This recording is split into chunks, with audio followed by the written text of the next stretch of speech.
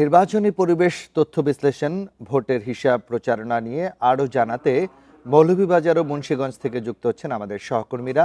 প্রথমেই মৌলভীবাজার থেকে জানতে চাইব সহকর্মী তুহিনুর রশিদ কাছ থেকে। তুহিনুর রশিদ, আমাদেরকে একটু মৌলভীবাজার অবস্থান জানাবেন। নির্বাচনী পরিবেশ আসলে কেমন দেখছেন? ভোটাররা নির্বিঘ্নে ভোট দিতে পারবেন কিনা, সার্বিক পরিস্থিতি আসলে একটু যদি তুলে ধরেন।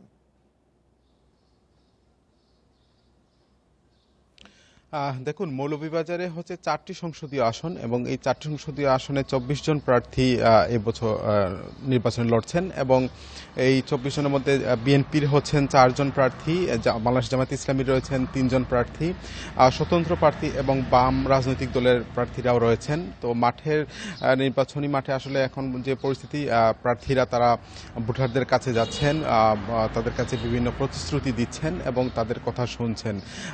সামগ্রিকভাবে যদি বলি যে নির্বাচনের পরিবেশ সেটি আসলে এখন পর্যন্ত সেখানে মাঠে কাজ করছে সেনাবাহিনী, আমরা দেখছি বিজিবির টিম রয়েছে, এছাড়াও পুলিশ তো কাজ করছেই, বিভিন্ন টহল দিচ্ছেন তারা বিভিন্ন রাস্তায়।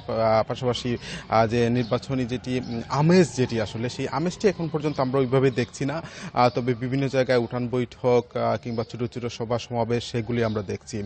আর প্রার্থীরা যেটি বলছেন যে ভোটারদের কাছে তারা ব্যাপক সাড়া পাচ্ছেন, ভোটারদের কাছ থেকে তারা বিভিন্ন কথাবার্তা শুনছেন। তো মৌলভীবাজারে যে আপনি জানেন 4টি আসন রয়েছে এবং এই 4টি আসনের মধ্যে 15,91,205 জন ভোটার রয়েছেন। এই ভোটাররাই মূলত নির্ধারণ করবেন আগামী সংসদ সদস্য কারা হচ্ছেন এবং তাদের উন্নয়নে কারা কাজ করবেন। তবে এবছর ভোটাররা বলছেন যে মৌলভীবাজারে আপনি জানেন যে চা বাগান অধ্যুষিত এলাকা এবং এখানে 92টি চা বাগান রয়েছে। তো সবসময়ই এই চা বাগান কেন্দ্রিক ভোটের যে হিসেব নিকেশ প্রার্থীরা করে থাকেন, তারা বললেন যে এই চা বাগান থেকেই মূলত ভোটের হিসাব নিকাশ হয়ে থাকে। চা বাগানগুলিতে কিন্তু প্রত্যেকটা ভোটারই যাচ্ছেন, চা বাগানের শ্রমিকদের তারা বিভিন্ন প্রতিশ্রুতি দিচ্ছেন। তো মৌলভীবাজার 1 আসনে এখানে মূলত দুমুখী লড়াইটাই হবে। এখানে বিএনপি জামায়াতের প্রার্থীরা রয়েছেন, পাশাপাশি যে 1 আসনে এবং 2 আসনে যেটি হচ্ছে কুলাউড়া আসন, সেই কুলাউড়া আসনে কিন্তু চতুর্মুখী লড়াই হবে এমনটি আমরা দেখছি।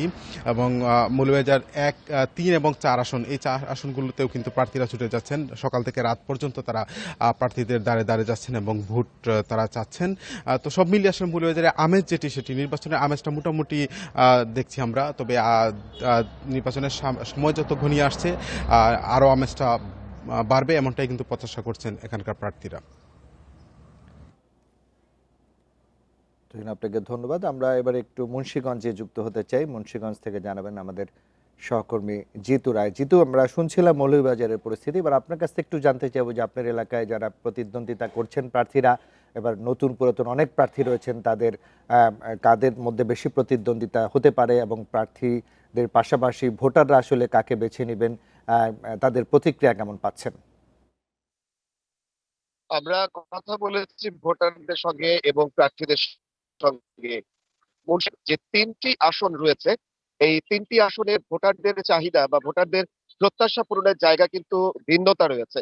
কেননা মুন্সিগঞ্জ অঞ্চলের 2 পাশ দিয়ে মুন্সিগঞ্জ 3 আসন গজারিয়া দিয়ে মহাসড়ক গিয়েছে, ঢাকা চট্টগ্রাম মহাসড়ক, এবং পদ্মা সেতু কিন্তু গিয়েছে ঢাকা মুন্সিগঞ্জ 1 আসনের দিক থেকে।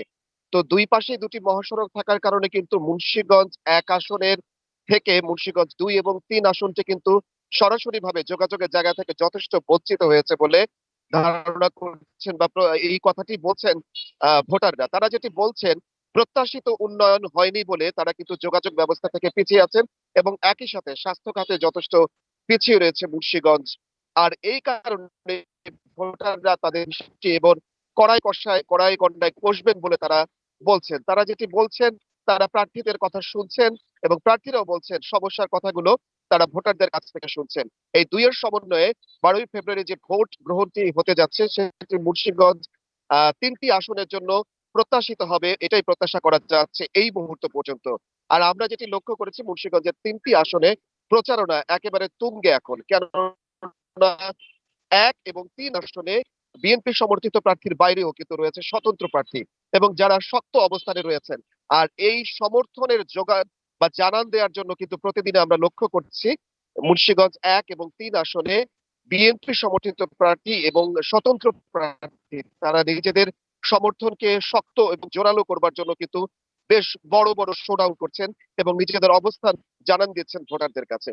এই জায়গা থেকে মুন্সিগঞ্জ ২ আসন কিন্তু যথেষ্ট স্বাভাবিক আমরা লক্ষ্য করছি, এই কারণে যে মুন্সিগঞ্জ ২ আসনের বিএনপি মনোনীত প্রার্থী এবং তার বিপরীতে রয়েছে মাজেদুল ইসলাম, জোটের যে ১১ দলীয় জোটের যে প্রার্থী, তাদের মধ্যে আমরা কিন্তু ২ আসনটা দেখছি যে স্বাভাবিক গতিতেই কিন্তু প্রচারণা, কিন্তু ১ এবং ৩ আসনে যেহেতু বিদ্রোহী স্বতন্ত্র প্রার্থী রয়েছে, এই স্বতন্ত্র প্রার্থীদের প্রচারণায় কিন্তু আমরা ব্যতিক্রম পরিস্থিতি লক্ষ্য করতে পারছি। আর মুন্সিগঞ্জ ৩ আসনটি একেবারেই ব্যতিক্রম অবস্থায় হয়েছে। প্রায় ১.৫ শতাধিক নেতাকর্মী স্বতন্ত্র প্রার্থীর পক্ষে কাজ করার জন্য বিএনপি থেকে কিন্তু বহিষ্কৃত হয়েছেন এবং একই সাথে আরো বেশ সংখ্যক কিন্তু নেতা কর্মীরা কিন্তু তারা নিজে থেকে পদত্যাগ করে স্বতন্ত্র প্রার্থীর পক্ষে কাজ করছেন। শুরুর দিকে কিছুটা কোণঠাসা থাকলেও কিন্তু পরবর্তীতে দিন যত গড়াচ্ছে উভয় প্রার্থী মুন্সিগঞ্জ ৩ আসনে আমরা কিন্তু দেখছি নিজেদের শক্ত অবস্থানের জানান দিচ্ছেন। কিছুটা বেকায়দায় সাধারণ নেতা কর্মীরা পড়লেও তারা যেটি বলছেন, মানুষ সঠিক বিবেচনার মাধ্যমেই বেছে নেবে তাদের মুন্সিগঞ্জ ৩ আসনের প্রার্থীকে। কিন্তু এই ক্ষেত্রে ধারণা করা হচ্ছে মুন্সিগঞ্জের ৩ আসনটিতে ভোটারদের মধ্যে কিন্তু ভোটগুলো ভাগ হয়ে যেতে পারে। আর সেই ভোট ব্যাংকে কিন্তু আঘাত করতে পারে ১১ দলীয় জোটের প্রার্থী নূর হোসেন নুরানী। তিনি যেটি বলছেন যে স্বাভাবিক এবং সুন্দরভাবে যদি নির্বাচন হয়ে থাকে তাহলে কিন্তু তারও সম্ভাবনা বৃদ্ধি পাবে বলে মনে করছেন। তো মুন্সিগঞ্জের প্রার্থী এবং ভোটাররা মনে করছেন মুন্সিগঞ্জের যাতায়াত ব্যবস্থা এবং চিকিৎসা সেবা উন্নয়নের জন্য যারা কাজ করবেন তাদেরকে তারা বাছাই করে নেবেন। মুন্সিগঞ্জ এবং মৌলভীবাজার থেকে নির্বাচনের প্রচারণার খবর জানাচ্ছিলেন আমাদের সহকর্মীরা।